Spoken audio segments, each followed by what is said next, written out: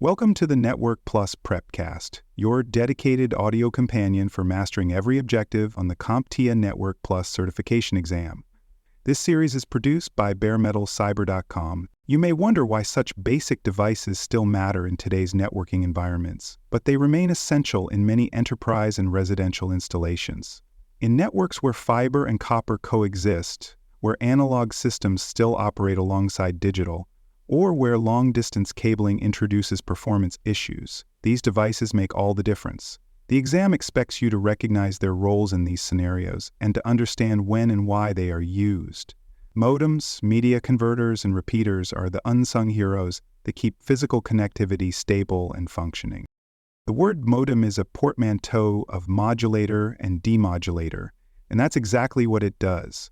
A modem converts digital data from a computer into analog signals suitable for transmission over traditional phone lines. It also converts incoming analog signals back into digital form for processing by the receiving device. This bidirectional translation is necessary because older telephone infrastructure was designed for analog voice communication, not digital data. Modems became standard in the era of dial-up connections and still serve similar functions in digital subscriber line setups. While dial-up internet is largely a relic of the past, modems are still used today in several contexts. In remote or rural areas where infrastructure is limited, modems may be the only viable connection method. Digital subscriber line, or DSL, remains in use for many customers and relies on modem functionality to transmit data over telephone lines. Even in modern networks, cable internet connections often rely on devices that combine modem and router capabilities into one unit. These integrated devices provide both analog-digital conversion and network routing, reducing complexity for end users. Media converters are devices that allow one type of media to connect with another. Most commonly, they connect copper Ethernet cabling with fiber optic links. They work by converting electrical Ethernet signals into light pulses suitable for fiber optic transmission, and vice versa. This makes it possible to extend Ethernet connections far beyond their copper limitations, taking advantage of fiber's superior distance and resistance to electromagnetic interference. Media converters are critical in buildings where fiber runs between floors or across campuses, and copper is used within individual offices. Common media conversion scenarios include Ethernet to fiber uplinks, which are often used when connecting wiring closets on different floors or wings of a building. Media converters are also used to bridge short-distance copper runs with long-distance fiber segments. They make it possible to transition from legacy twisted pair cabling to modern optical infrastructure without requiring a complete overhaul. For example, a network might run Cat5e Ethernet from workstations to a switch, and then use a media converter to uplink that switch over fiber to the core network. Media converters come in several varieties. Some are designed specifically for single-mode fiber, which supports long-distance transmission with a narrow wavelength. Others are intended for multi-mode fiber, which is suitable for shorter distances. Some models convert copper to fiber, while others work with specific wavelength requirements or support duplex versus simplex fiber connections. Understanding the type of media in use and the transmission requirements is critical when choosing a media converter, and the exam may test your ability to select the right device for a given scenario. As data travels through a cable, it loses strength over distance, a phenomenon known as attenuation. This signal loss occurs in all transmission media, but varies depending on the type. Copper experiences more attenuation than fiber, and high-speed signals degrade more quickly. Each medium has a maximum reach, beyond which the signal is too weak to be interpreted correctly. To overcome these limitations, networks use devices like repeaters to regenerate or amplify the signal. This extends the total distance a signal can travel without degradation.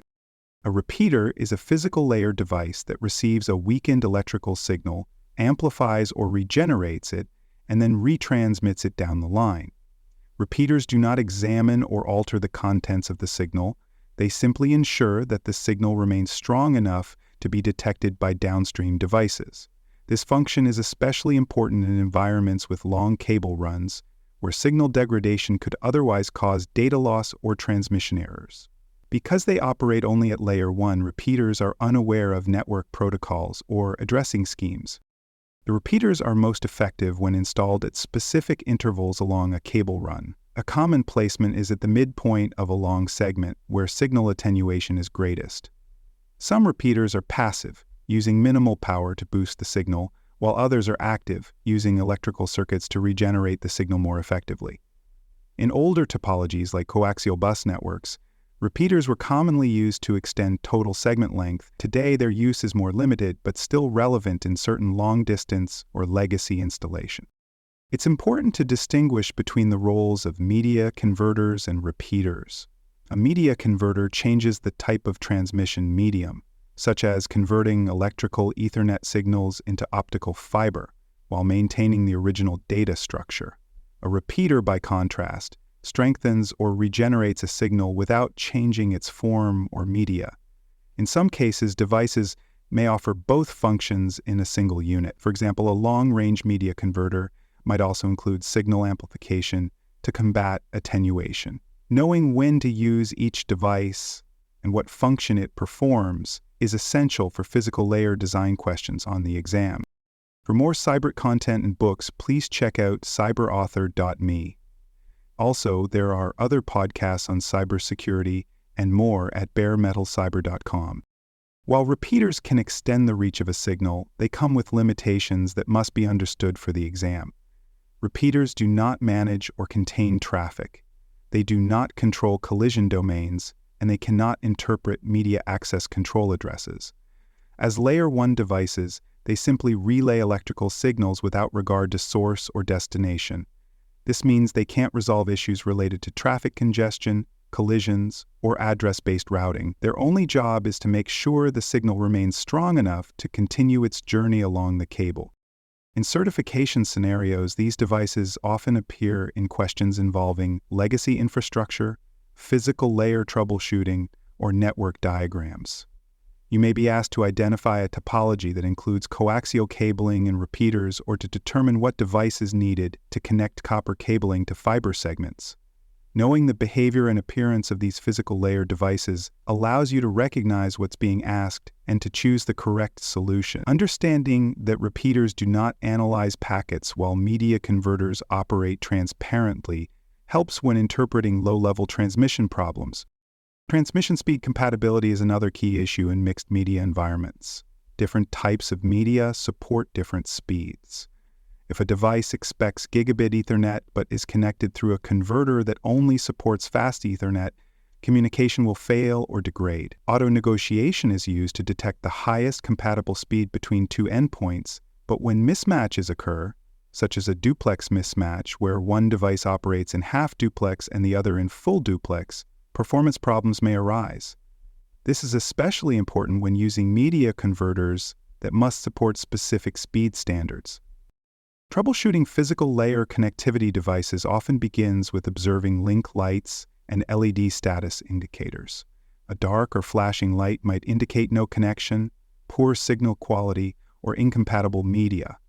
For example, if a media converter's fiber port LED is off, it may mean the optical cable is damaged, or the wavelength is not aligned with the connected device. Improper media connections, such as using multi-mode fiber where single mode is required, can result in failed transmissions.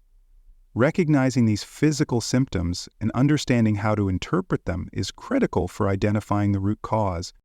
Layer classification helps clarify what each of these devices actually does within the 7-layer OSI model.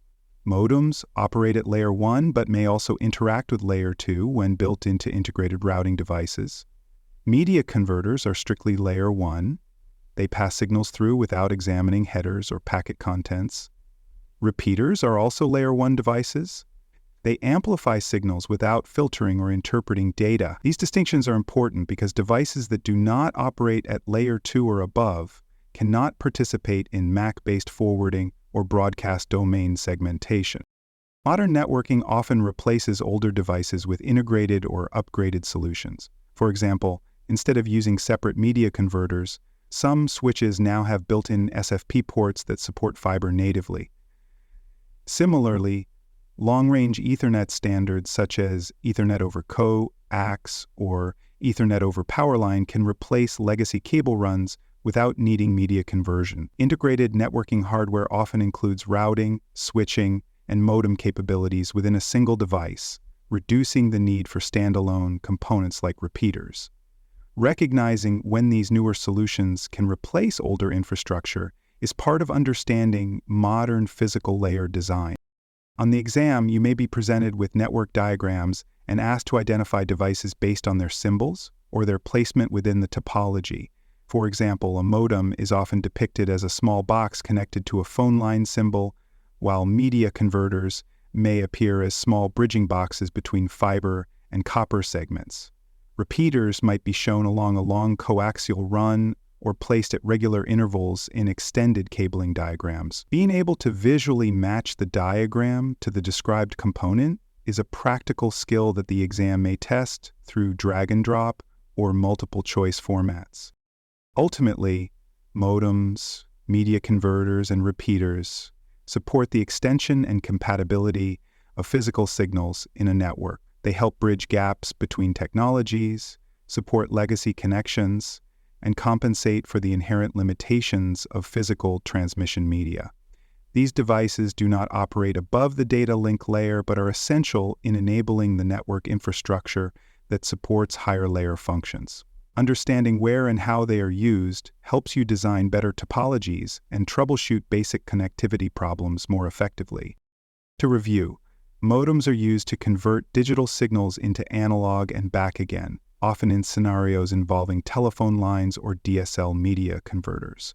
Allow different transmission media like fiber and copper to coexist within the same network. They maintain data integrity while adapting the signal format.